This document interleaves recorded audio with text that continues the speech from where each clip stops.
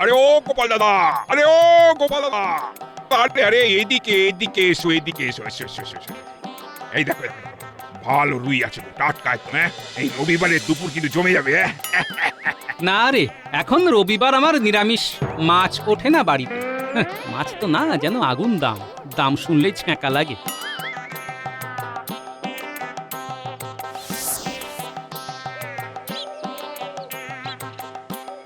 আরে মন্ত্রী মশাই না, ওই গাছের আড়ালে দাঁড়িয়ে কার সাথে কথা বলছেন দেখি তো একবার।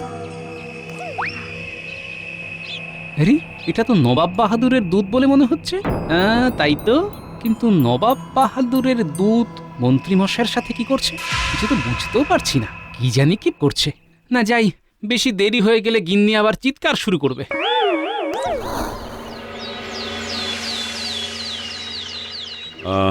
আমি নবাব বাহাদুর বলছি, 3 দিনের জন্য বেগমকে নিয়ে আমি ভ্রমণে যাব।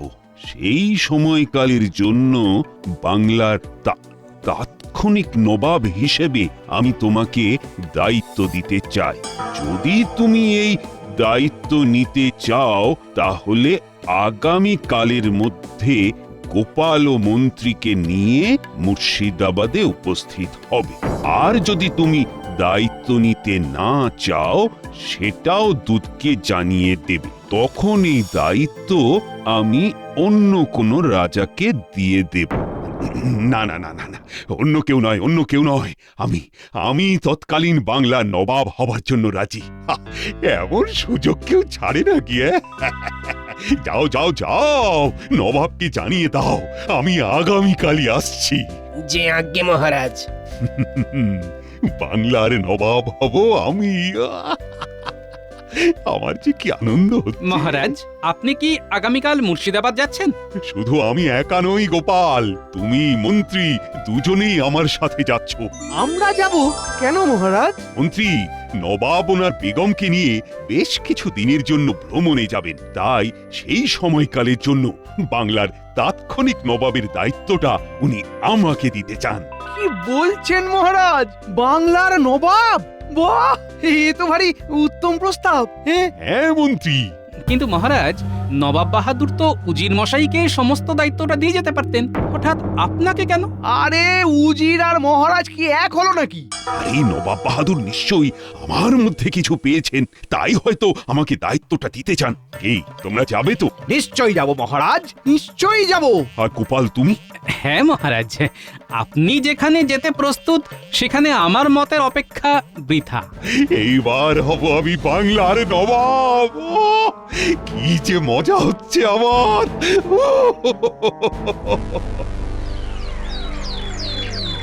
তাহলে কি বলছো উজির, আমাদের পরিকল্পনা অনুযায়ী সব হবে তো? নবাব বাহাদুর এত সুন্দর একটা প্রলোভন দিয়েছেন, সেই প্রলোভনে পা না দিয়ে মহারাজ কৃষ্ণচন্দ্র যাবে কোথায়? তাহলে আমার ভ্রমণের খরচটা উঠে আসবে বলছো? আপনি নিশ্চিন্তে থাকুন জাহাপানা। সেলাম নবাব বাহাদুর। সেলাম নবাব বাহাদুর। ওহে কৃষ্ণচন্দ্র, তুমি চলে এসেছো? এসো এসো এসো এসো। তোমার আগমনে আমি বড়ই আনন্দ পেয়েছি। নবাব বাহাদুর, আপনি ডেকেছেন আর আমি না এসে থাকতে পারি? বেশ বেশ বেশ বেশ, শোনো তবে, পত্র পড়ে তো বুঝেই গেছো, আজ থেকে আগামী 3 দিনের জন্য আমি বেগমকে নিয়ে ভ্রমণে যাব। তাই সেই 3 দিনের জন্য বাংলার নবাবের দায়িত্ব আমি তোমাকে দিতে চাই। তুমি রাজ্য পরিচালনায় অনেক পারদর্শী, তাই তোমার উপরে ভরসা করে এই বাংলার দায়িত্ব আমি তোমার হাতে তুলে দিতে চাই। আপনি যে আমাকে এতটা ভরসা করেছেন, এতে আমি ধন্য হয়ে গেছি নবাব বাহাদুর। আর গোপাল, আর তোমাকে আমি উজিরের দায়িত্বটা দিয়ে যেতে চাই। কেন, উজির মশাইও কি আপনার সাথে যাচ্ছে? হ্যাঁ গোপাল, উজিরও আমার সাথেই যাচ্ছে। এই নবাব বাহাদুর, আমাকে কোনো দায়িত্ব দেবেন না? না মন্ত্রী, তোমার উপরে আমি ঠিক ভরসা করতে পারছি না, তুমি কেমন যেন একটু অগোছাল মতন। আরে আরে, মন খারাপ করো না, আর তুমি এসেছো আমি খুব খুশি হয়েছি। এই কয়েকদিন আরাম করো, খাও দাও, আর মুর্শিদাবাদের মনোরম বাতাস উপভোগ করো। কি ঠিক আছে? জাহাপানা, এইবার ওনাদের গজমতি হাটটির কথা বলুন। হ্যাঁ হ্যাঁ হ্যাঁ, বলছি বলছি বলছি। এই শোনো শোনো কৃষ্ণচন্দ্র, তোমাকে এই রাজ্যে ও রাজবাড়ির দায়িত্ব দেওয়ার একটাই কারণ, তা হলো রাজভাণ্ডারের সিন্ধুকে অনেক মূল্যবান সম্পদ রয়েছে। তার মধ্যে একটি গজমতি হিরে বসানো একটি সোনার হারও রয়েছে, যেটি যেটি মোগল সম্রাট আমাকে দিয়েছিলেন। সেই হারটি কিন্তু অনেক মূল্যবান একটি হার। সেই হারটি তোমাকে রক্ষণাবেক্ষণ করতে হবে। হারটি যেন কোনোভাবেই চুরি যেন না হয়ে যায়। চুরি কেন হবে নবাব বাহাদুর? আপনার রাজভাণ্ডারে তো তালা দেওয়া রয়েছে, আর রাজবাড়িতে এত সৈন্য সামন্ত রয়েছে, তাদের মধ্যে থেকে চুরি করে নিয়ে যাওয়া তো কোনো চোরেরই সাধ্য নয়। গোপাল, কাউকেই তো আর আজকাল তেমন বিশ্বাস করা যায় না। কার মনে কি আছে বলা কি যায়? আর এত মূল্যবান একটা হার চুরি হতেই পারে? কি ব্যাপার, নবাব বাহাদুর বারবার হারটা চুরি হয়ে যাবে কেন বলছেন? তবে কি কোনো গন্ডগোল আছে? বলছিলাম কি নবাব বাহাদুর, হারটা একবার দেখা যাবে? হ্যাঁ, আমিও তো সেটাই বলতে চাইছিলাম। একবার হারটা দেখতে পেলে ভালো হতো। আসুন আসুন, আপনারা আসুন আসুন।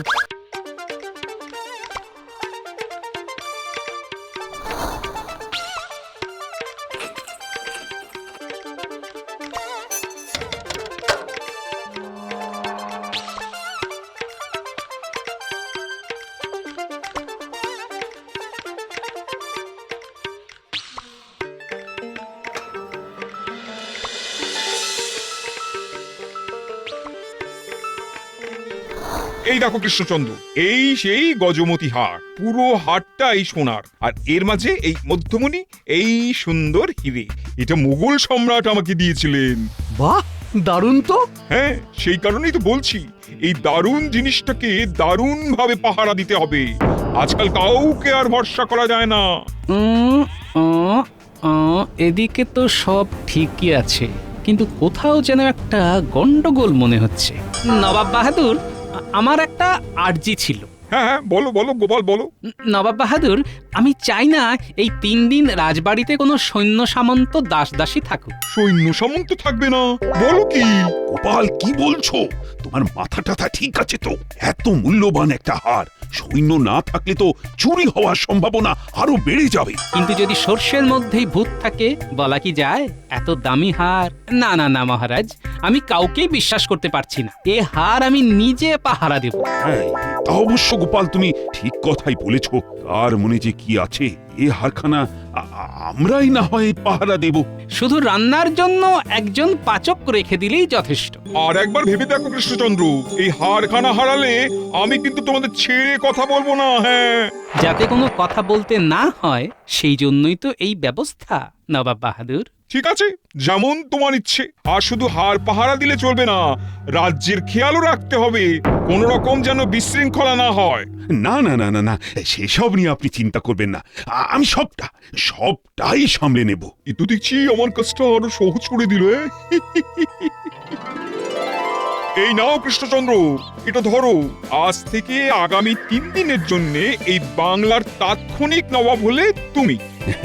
ভরসা করে দায়িত্ব দিলেন, সেই দায়িত্ব আমি অক্ষরে অক্ষরে পালন করার চেষ্টা করব।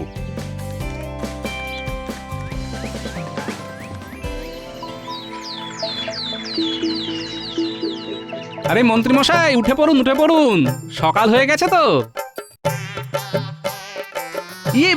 মানে মহারাজ, আপনি কোথাও বের হচ্ছেন? হ্যাঁ মন্ত্রী, ভাবছি একটু নগর পরিদর্শনে যাব। তা তুমিও চলো না আমাদের সাথে। এই সুযোগটাকেই কাজে লাগাতে হবে। বলছি মহারাজ, আমার শরীরটা না ঠিক ভালো নেই। আপনারা আজকে যান, আমি না হয় অন্য একদিন যাব। হ্যাঁ। ভালো নেই কেন? কি হয়েছে? সেরকম কিছু না, আসলে নতুন জায়গা তো, রাতে ভালো ঘুম হয়নি। একটু ঘুমিয়ে নিলেই ঠিক হয়ে যাবে। ঠিক আছে মন্ত্রী, তুমি তাহলে বিশ্রাম নাও, আমরা বরং যাই, একটু নগরটা পরিদর্শন করে আসি। হ্যাঁ মহারাজ, আসুন আসুন। এইবার আমাকে ঝটপট কাজটা সেরে ফেলতে হবে।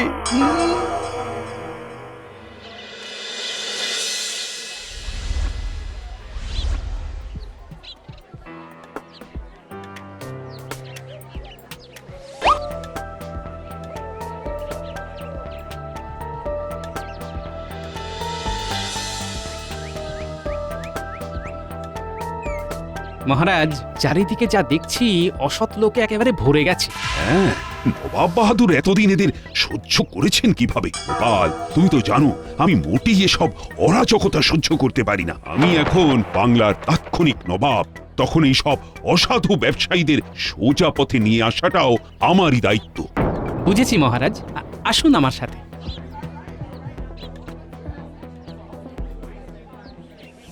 এই যে ভাই, এই আলু কত করে কিলো? 20 আনা। বাবা, এ তো বাজারে আগুন লাগিয়ে রেখেছো, তো 10 আনাতে হবে না? না না না না না, 1 আনাও কম হবে না। ও বাবা, ঠিক আছে, দাও দেখি 1 কিলো। এই কি, এটা কি দিয়ে মাপ করছো? বাটখারা কোথায়? আমার এখানে এই পাথর দিয়েই মাপা হয়। তা আমি বুঝবো কিভাবে এই পাথরটার ওজন 1 কিলো? এই দেখেন দেখেন, ব্যবসার সময় না এইরকম মাথা খাবেন না। হ্যাঁ, আমার দোকান থেকে আলু কিনতে হলে এইভাবেই নিতে হবে। রাতে নিতে হলে নেন, না হলে চলে যান। আলু তো আমি নেবই, কিন্তু তার আগে তোমাকে প্রমাণ দিতে হবে এই পাথরের ওজন 1 কিলো। আপনি কে যে আপনাকে প্রমাণ দিতে হবে? হ্যাঁ, আমি না, তবে এই যে আমার সাথে যিনি রয়েছেন, ইনি হলেন কৃষ্ণনগরের রাজা মহারাজ কৃষ্ণচন্দ্র, বর্তমান সময়ের বাংলার তাৎক্ষণিক নবাব। কি অবাক হচ্ছেন তো? নবাব বাহাদুর বেগমকে নিয়ে 3 দিনের জন্য ভ্রমণে গিয়েছেন, তাই এই 3 দিন সময়কালের জন্য নবাব ওনাকে দায়িত্ব দিয়ে গিয়েছেন। নবাব যতদিন না আসছেন ততদিন আমি বাংলার নবাব, তাই এই বাংলায় কোনো অনৈতিক কার্যকলাপ চলবে না। যতক্ষণ না প্রমাণিত হচ্ছে এই পাথরের ওজন 1 কিলোর সমান, ততক্ষণের জন্য এই দোকান আমি বন্ধ করলাম, তার সাথে এই পাথরখানাও আমি বাজেয়াপ্ত করলাম।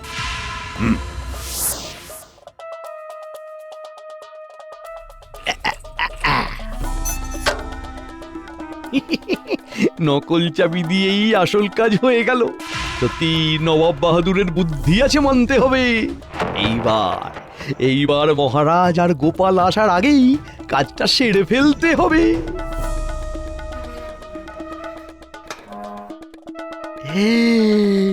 এই তো সেই গজমতি হীরের হার। ও, এই হার দিয়েই আমি হব কৃষ্ণনগরের রাজা, আর মহারাজ কৃষ্ণচন্দ্র হবে আমার প্রজা। সবাই দেখুন, এই হলো এই সবজিওয়ালার ব্যবহৃত পাথর, যেটাকে তিনি 1 কিলোর সমপরিমাপক হিসেবে ব্যবহার করছেন বা দাবি করছেন। আর এই হলো 1 কিলো বাটখারা। এইবার এই দুটির পরিমাপ করলেই বোঝা যাবে এই পাথরের ওজন 1 কিলো হয় কিনা।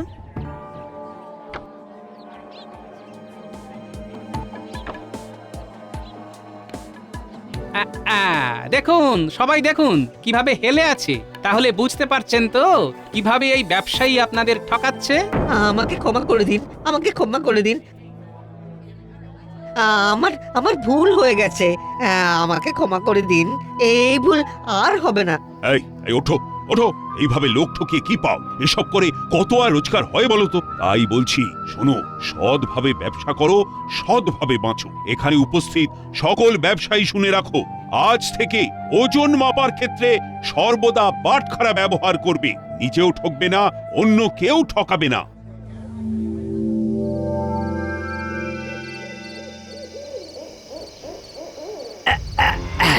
ব্যাস ব্যাস, হয়ে গেছে। এইবার জিনিসটা রেখে দিই। ও, না না না না না, আর সময় নষ্ট করা যাবে না, কাজটা তাড়াতাড়ি সেরে ফেলতে হবে।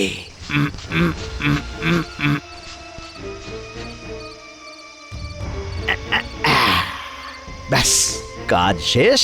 এইবার কেউ দেখে ফেলার আগেই এখান থেকে পালাতে হবে।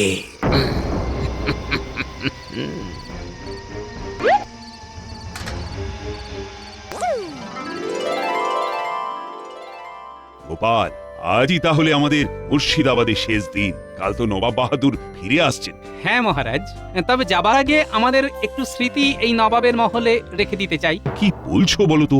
আমি তো ঠিক বুঝলাম না। মহারাজ, একবার তাকিয়ে দেখুন, চারিদিকের অবস্থা খুব শোচনীয়। চারিদিকে ধুলো ময়লাতে ভর্তি।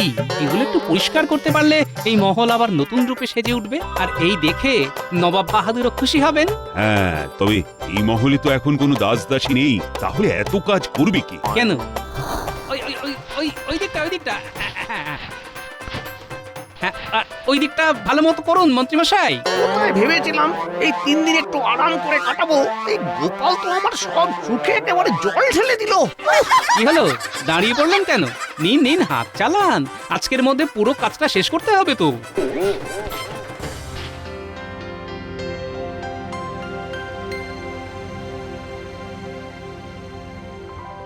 ও হে কৃষ্ণচন্দ্র, করেছো কি? তুমি তো একেবারে মহলের ভোলই পাল্টে দিয়েছো, চারিদিকে তো চকচক করছে। যতটুকু পেরেছি আর কি, ওই আর কি। সবকিছু তো করলাম আমি, আর নাম কামাচ্ছেন উনি। করে নিন, আর একটু পরেই তো কেল্লা ফতে। এই নিন জাহাপানা, আমাকে ভরসা করে আপনি যে দায়িত্ব দিয়েছিলেন সেটা আপনাকে ফিরিয়ে দিলাম। ঠিক আছে, চলো তবে দেখি তুমি কেমন দায়িত্ব সামলেছো। সিন্ধুকের ঘরের দিকে এসো।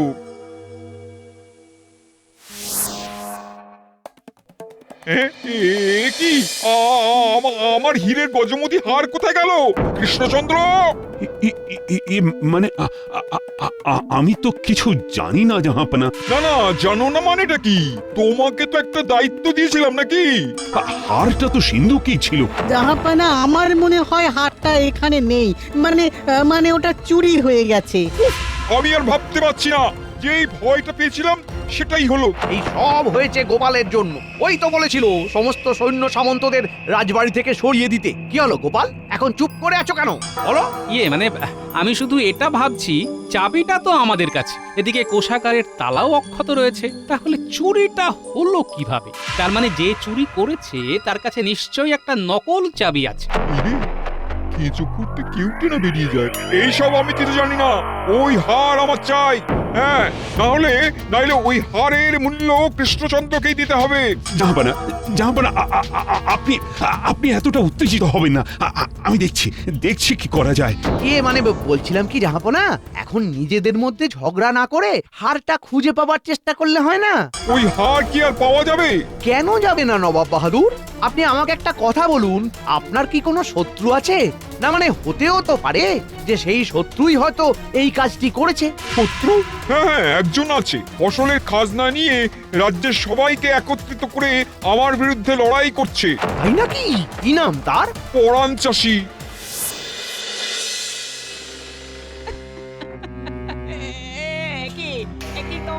তোমরা এসব ছুঁড়ে ফেলছো কেন? জাহাপনা, ওদের বারণ করুন জাহাপনা। আমার সব কিছু ওরা নষ্ট করে দিচ্ছে। মন্ত্রীমশাই থামুন, এসব আপনি কি করছেন? এই গোপাল, তুমি চুপ করো। মন্ত্রী যা করছে বেশ করছে। জাহাপনা, ঘরে তো কিছু পাওয়া গেল না, আমি বরং বাড়ির পিছনটা একবার দেখে আসি, যদি কিছু পাওয়া যায়। কি ব্যাপার, এই জায়গাটা এত উঁচু লাগছে কেন? এই জায়গাটা একটু খোঁড়ো তো, খোঁড়ো।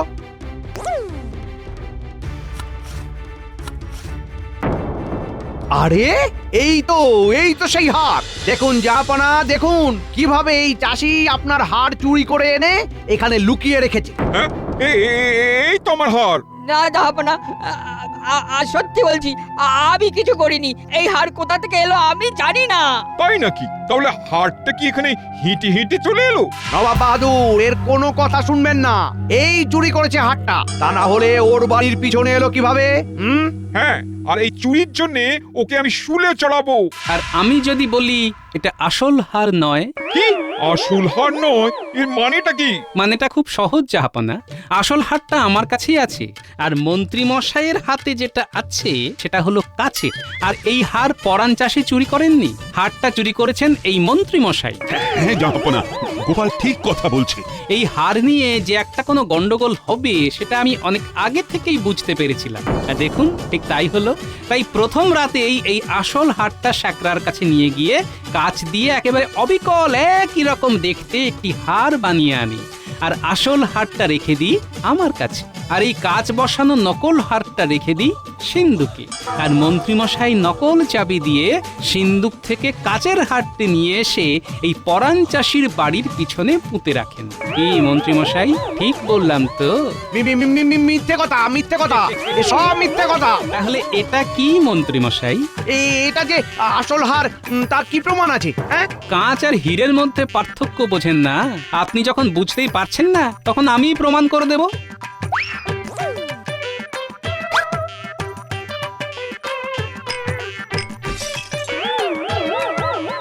দিয়ে কাঁচ ভেঙে গেল। তাহলে কি প্রমাণ হলো তো? কি মন্ত্রীমশাই, এইবার কি বলবেন? এই সবের জন্য এইবার কাকে শুলে চড়ানো উচিত? আমি তো একা এসব করিনি, এসব তো জাহাপনার। কি হলো, চুপ করে গেলেন কেন? বলুন বলুন, এসব জাহাপনার পরিকল্পনা, তাই তো? এই গোপাল, আমাকে ক্ষমা করে দাও। আসলে কোষাগরের যা অবস্থা, তাতে করে ভ্রমণে যাওয়াটা একটু সমস্যাই হচ্ছিল। এদিকে বেগমও নাছোড়বান্দা। আমি ভেবেছিলাম ভ্রমণে যাওয়ার যে খরচাটা হবে সেটা কৃষ্ণচন্দ্রের থেকে আদায় করে নেব। তাই মন্ত্রীকে কৃষ্ণনগরের রাজা হওয়ার প্রলোভন দিয়ে এই কাজ করিয়েছি। এই কৃষ্ণচন্দ্র, তুমি আমাকে ক্ষমা করে দাও। আরে এটা আপনি কি করছেন জাহাপানা? আপনি বাংলার নবাব, আপনি আমার কাছে ক্ষমা চাইবেন না। আর ক্ষমা যদি চাইতেই হয় তাহলে ওই দরিদ্র চাষির থেকে চান, যার এখানে কোনো দোষই নেই। সে আপনার বিরুদ্ধে আন্দোলন করেছে বলে আপনি তাকে চোরের অপবাদ দিলেন। না না না না, আমার ভুল হয়ে গেছে। আমাকে ক্ষমা করে দাও পরাণ চাষি। তোমার সাথে আমি অন্যায় করেছি। তোমার যা ক্ষতি হয়েছে সেই সব ক্ষতিপূরণ আমি তোমায় দিয়ে দেবো। না জাহাপানা, এখানে ক্ষতিটা করেছে মন্ত্রী, তাই ক্ষতিপূরণটাও ওকেই দিতে হবে। আগামী 6 মাসের মন্ত্রীর বেতনের সব টাকা আমি এই পরাণ চাষির হাতে তুলে দেব। মন্ত্রী একটা টাকাও পাবে না, আর এটাই হলো মন্ত্রীর শাস্তি। হ্যাঁ,